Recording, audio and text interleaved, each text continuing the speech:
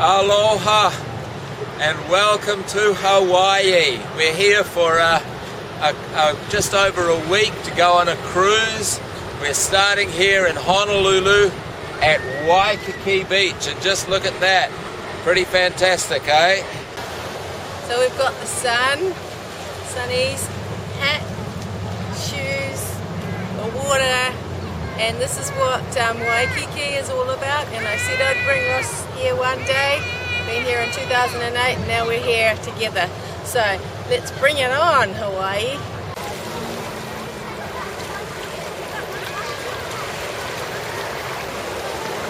So it's all about sunbathing, surfing, bodyboarding.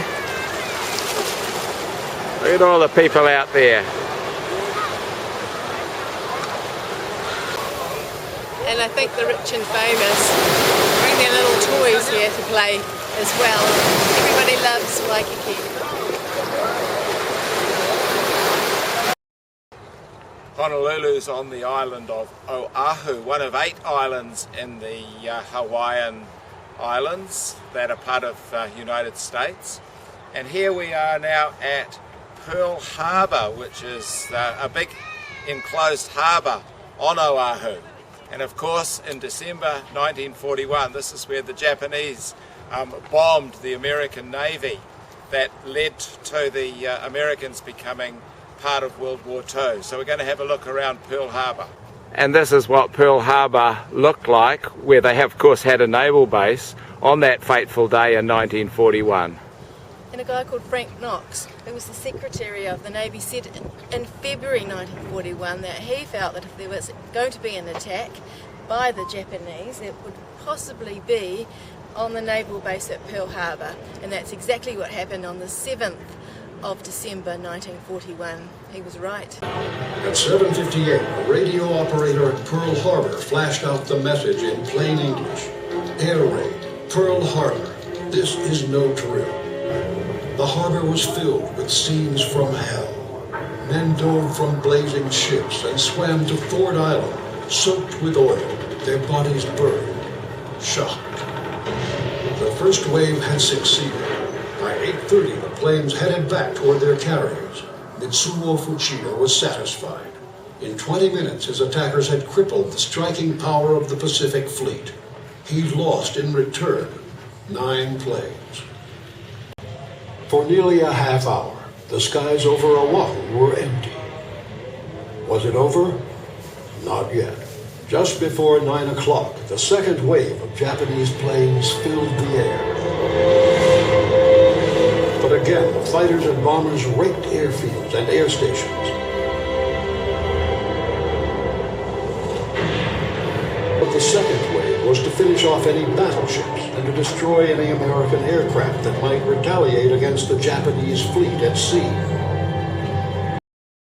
Half of the American fleet was in this port on the day the Japanese attacked, and afterwards 21 vessels were sunk. Thousands and thousands of lives lost. This memorial shows all the different ships that were sunk that day. And over there is the Arizona Memorial, which we're going to go and visit. This is the anchor that was taken off the USS Arizona. And this is all that's left of the Arizona, where 1,177 men died. And even today you can still see oil slicks in the water. That's where other ships went down. Fortunately, the aircraft carriers of the fleet weren't here, and so America was then able to start working their way back across the Pacific towards Japan, retaking the nations that were taken by Japan. And ultimately, of course, the Americans and the British won the war. So this is a pretty poignant reminder of a pretty terrible time in the past here at Pearl Harbor, Oahu, Hawaii. Now we're continuing our tour around Oahu by going to the Nu'uanupali lookout. Perhaps another name for it is windy point, because you really have to hang on to your hat and everything else up here.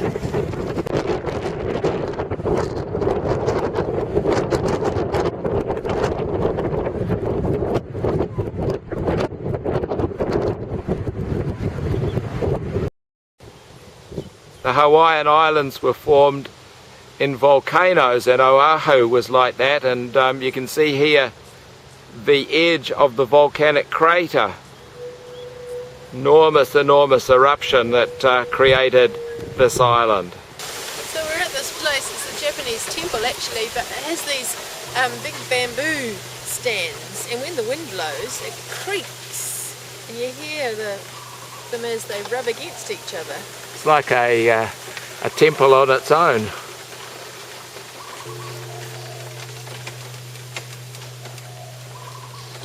Now we're at Sunset Beach on the north shore of Oahu.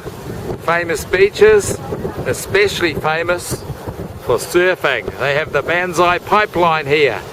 15 feet high, the waves, but not today. Aloha! Here we are on the Pride of America, ready to do a trip around the Hawaiian Islands, and we're just getting into the feel of it. We've come on board now, we've been given our lei, and we're ready to go. They've got the music going, they've got drinks available, the food galore, activities galore, so it's going to be a great week.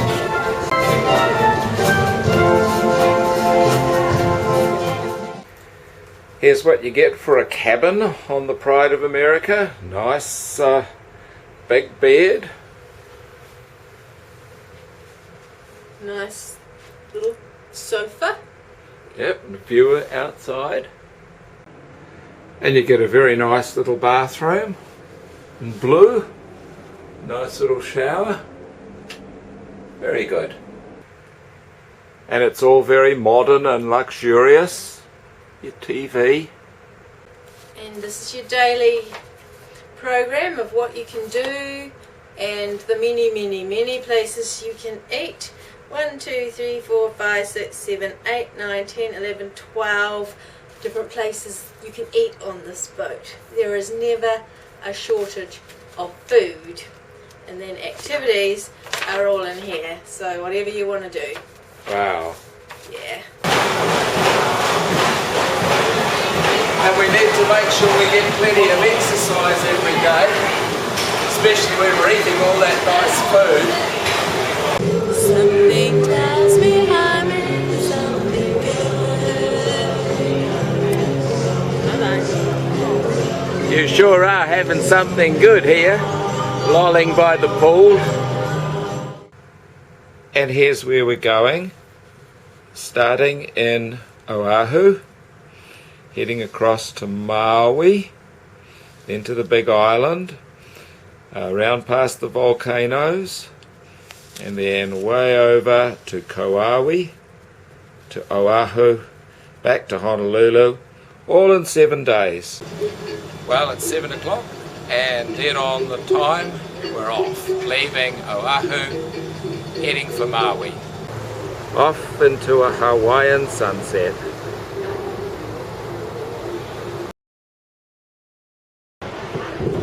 Well, we made it to Maui, and now we're going on our first shore excursion, and we're not going with the ship's buses, we're going with Robert's Hawaii, and it's half the price.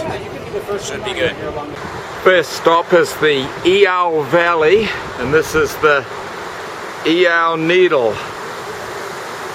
You can see the evidence of the volcanic action that has formed these islands. And here we have a hut from a village that the original settlers in Hawaii would have lived in. Typical kind of village with its garden close by. And their staple foods were the taro, the sugar and banana. And when we read out before we came Mitch in his book about Hawaii, we actually learnt that what they consider now as perhaps original Hawaiian things were actually not, that practically every food source that was brought to Hawaii was from somewhere else, and a lot of the flowers and the plants as well, but they've been here so long now that they're considered Hawaiian foods. And in the bush here they have wild coffee plants here, and here is the seed, and inside is the actual coffee bean, but this is what they look like in the wild. How about that? Feel like a cup of coffee? Could be a Kona coffee bean maybe. Now we're going to go on a tram to have a look at some of the tropical fruits that are grown in Hawaii. Here we have sugar cane, and when it's ready for harvest they burn the fields and it just leaves the canes behind so they can process them and get the sugar out. And these are breadfruit. Then there's taro. This one's ginger. And coconuts. Lots of bananas. Originally the main crop in Hawaii was sugarcane, but that's been replaced by crops like pineapple because the sugarcane takes up so much water and they haven't got enough. You get about 5 seasons of pineapples from one plant before it gets too old. And these are macadamia nuts, and that means those are the staple foods of the Hawaiian Islands. Yeah, you see that they drop off when they're green like that, and then they'll, if you're lucky, they'll split open, and then you crack them.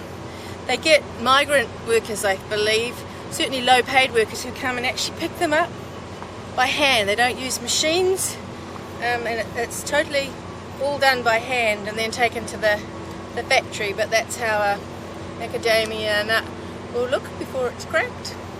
It's been a pleasure having you aboard the Tropical Express. Thank you guys so much. Aloha. And every night they have some kind of show, be it comedy or some kind of musical. And tonight we've got a Hawaiian show, so that should be good. So who's your friend? Oh yes, he's my mate. It's your towel that's been made into a creature of some sort, a dog maybe. Alright, so let's go to the show.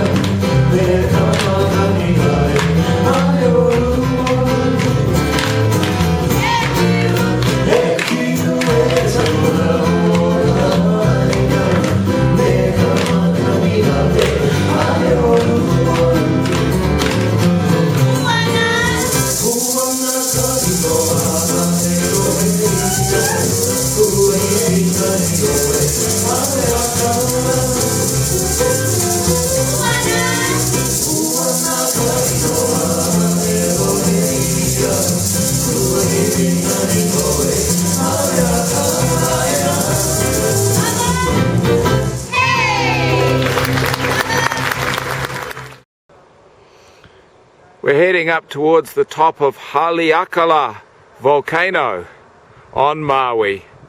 And just look at the vista out here in front of us. Over there is the Iao Valley we went to yesterday on the head of Maui. And there is Honolulu and our cruise ship. Pretty amazing vista, eh? We're at the Haleakala crater and we're 10,000 feet up, and we're just going to walk up there, and the air is thin, so you need your water and you need to take it slowly. See you soon.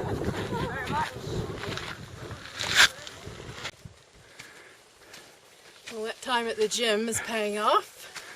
Keep it up. You could be getting a bit huffy and puffy, but it is a little bit thin, but it's okay.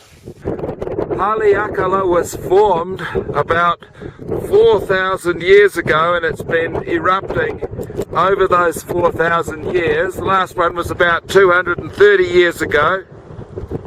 It's 60 kilometers to go right round the circumference.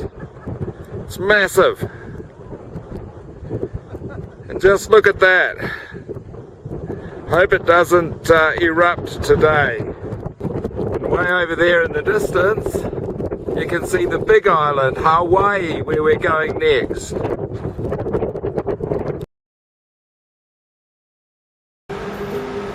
The boat goes in the night time, and so we've now reached the big island, and we're in Hilo, and we're going off on a Volcanoes National Park tour. And this is the must-see excursion for all of Hawaii. So once again, it should be good. And we're now in the Volcanoes National Park, and this is Kilauea. And there is its active volcano. We're in a caldera here. Able to drive right round the caldera. 600 years ago this volcano was much higher, and then there was a massive great collapse, and then it's gradually filled up to what we see today.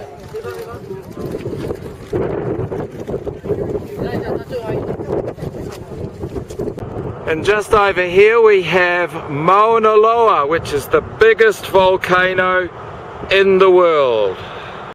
These are shield volcanoes, so that means the lava just oozes out rather than blowing out in great eruptions. And sometimes as the lava oozes, it forms what's known as a lava tube.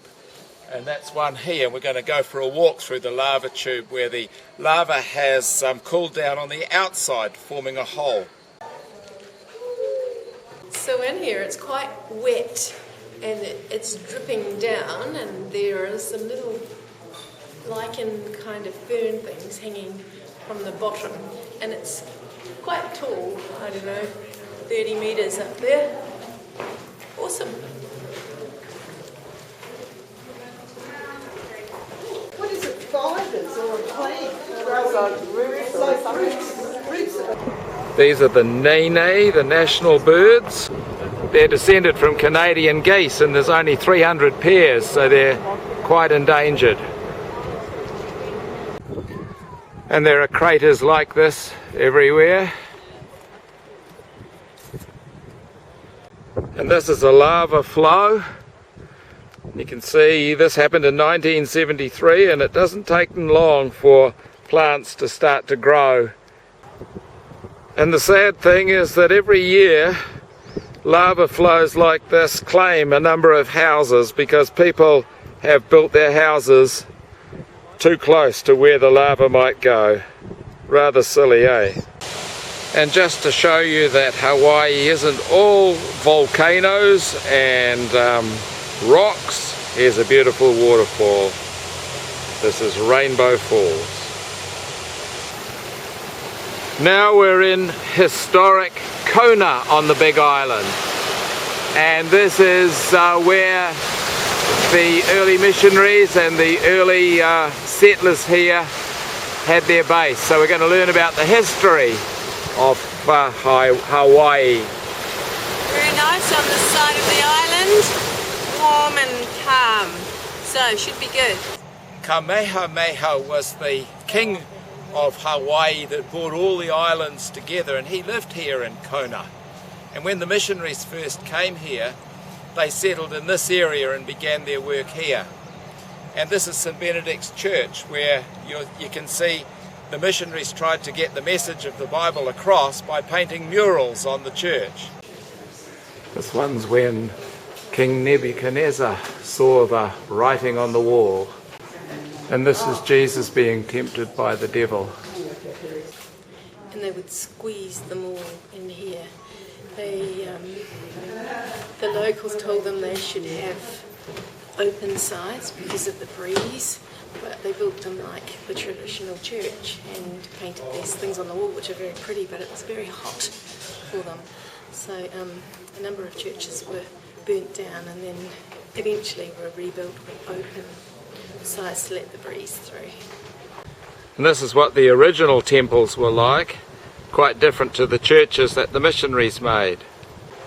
King Kamehameha, he united the islands, but his son, King Kamehameha II, he embraced Christianity, and one of the things that he did was to get rid of all the old religion, and everything got destroyed. And one of the things that got destroyed were what they called the places of refuge.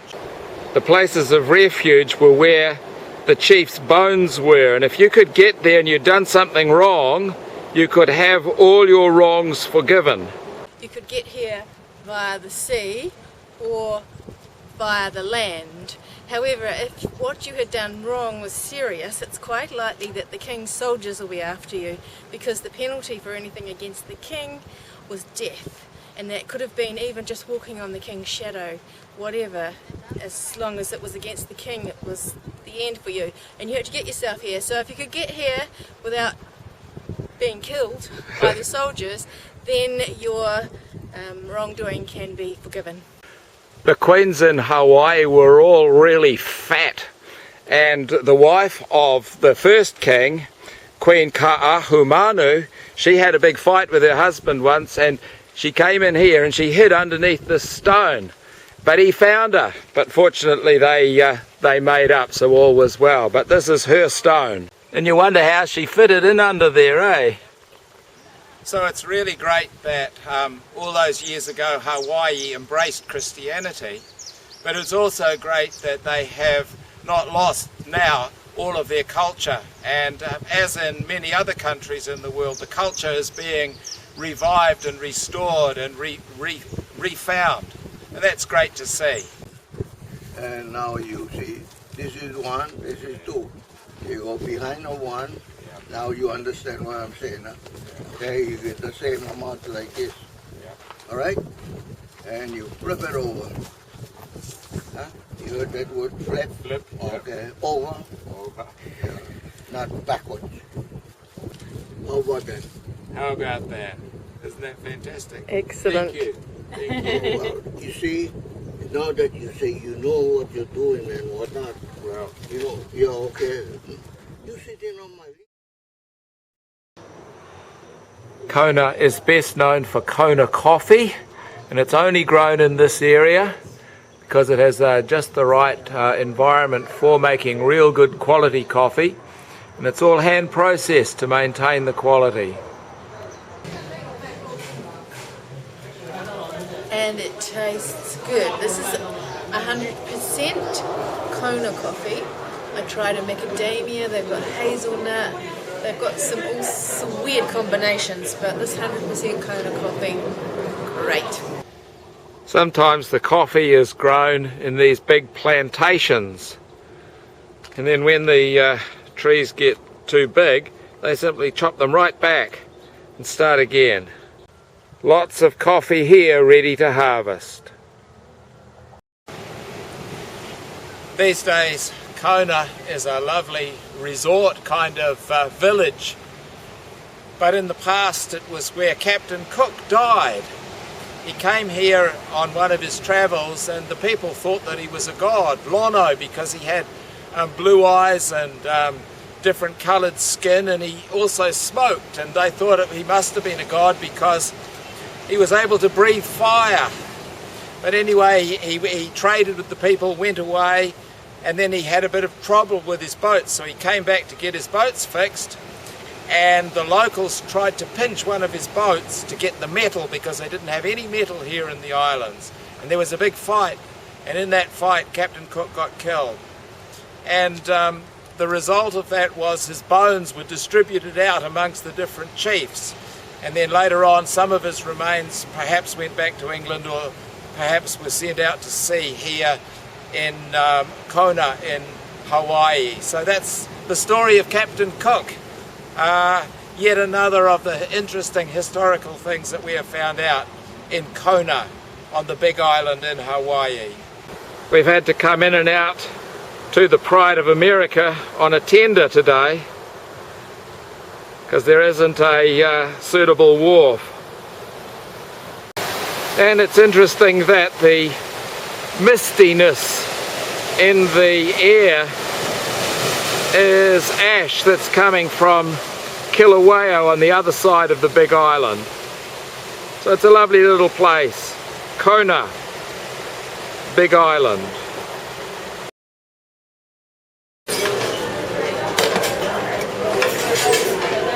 There's just so much food. Not all of it's good for you either.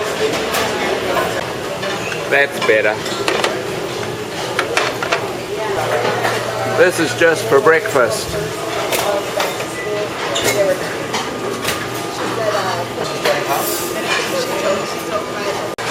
And lots of lovely fruit.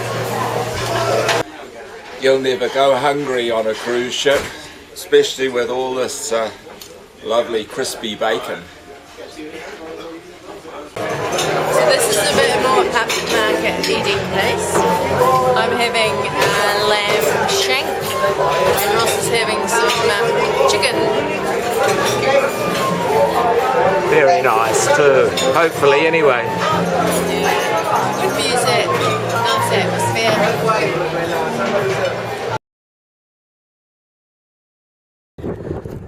Now we're on Kaua'i, the Garden Isle. And this is the Waimea Canyon, the Grand Canyon of the Pacific.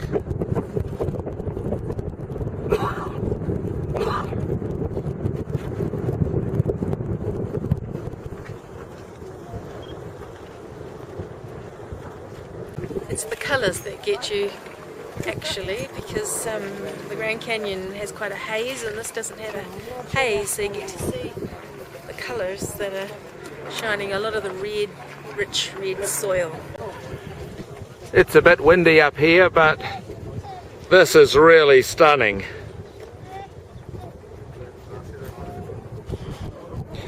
Waimea Canyon.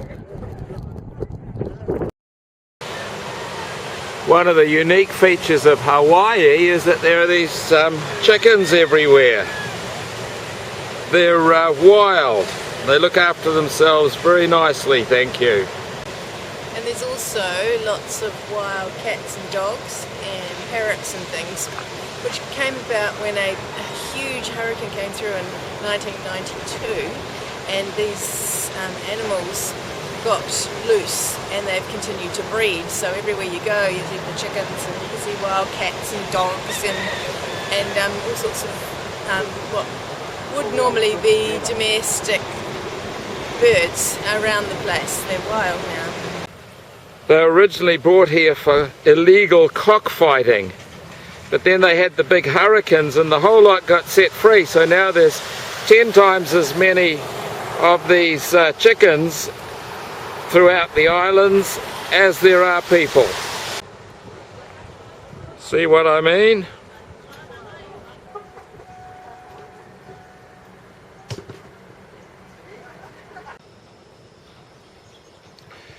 They're just everywhere and they're fearless. They've shot lots and lots of movies here. This here is King Kong. You can just sort of see a shape of a gorilla there. And also that's the face of a pregnant woman. There's her baby and there's her feet on the right. And there are lots of lovely flowers. Frangipani. And of course, the hibiscus. Pretty, isn't it? And of course, Hawaii is all about orchids. Look at these beautiful flowers. Yeah. And this cattleya here, it has a perfume which is most unusual in an orchid. And they give you a little orchid like this to put in your hair if you want to. You put it on the left, it means you're taken. You put it on the right, it means you're available. What'll I do? And this is a really interesting plant. This is the cow tree. In the morning, the flowers are yellow like this. As the day goes on, they become more pink. Then late at night, later on at the afternoon, they're red.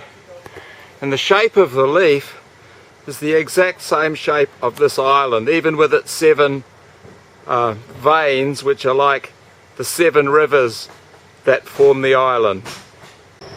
And over there is Bali Ha'i from the musical South Pacific, and this is the Honolulu Valley.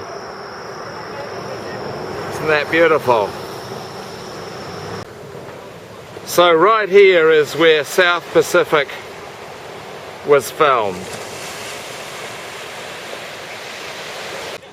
Bali Ha'i, They call you where the land meets the sea. Here am I, our special island. Come to me, come to me. Bali Ha'i, Bali Ha'i, Bali Ha'i. Come see us. Thank you. And there's Bali Ha'i right over there. And lots of different birds.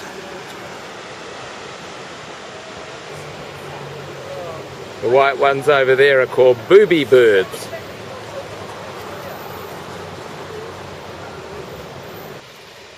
And lots of beautiful plants and waterfalls. And these are the Wailua Falls.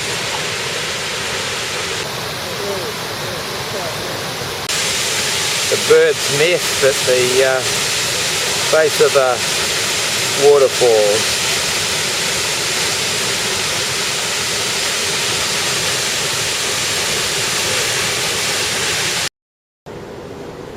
Well, what a wonderful week we've had aboard the Pride of America.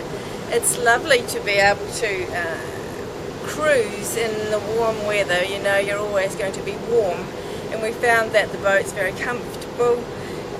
The food was amazing and the entertainment was incredible too. But I think above all else we enjoyed the onshore excursions because it gave us a chance to actually discover parts of Hawaii that we wouldn't have before. So it's been a wonderful, wonderful trip and another amazing opportunity.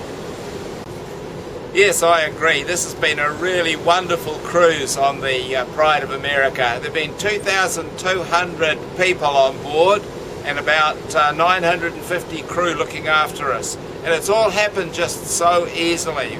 Lovely cabin, fantastic food, good accommodation, good entertainment, just great. But as Kathy said, it's been the onshore excursions that have made this trip so special. Cruising's the same on any boat, but what we have been able to do is see each of the 4 main islands of Hawaii and see all of their main tourist spots. It's been just fantastic, and I would recommend that if you want to go on a cruise, try going for a cruise around Hawaii. It's just fantastic. Now we're on our way back to our Oahu, and we're going past the Napali coast. And Na means many, and Pali means cliffs. So there are lots of beautiful cliffs to see. National Geographic reckons this is the most pretty coastline in the world. Not today. You can see the lovely reds and greens that we saw in the Waimea Canyon the other day. Well, we started with aloha, meaning welcome, and we finished with a Hawaiian sunset, mahalo, meaning thank you. Thank you, Hawaii. Thank you for having us. We've had a wonderful time.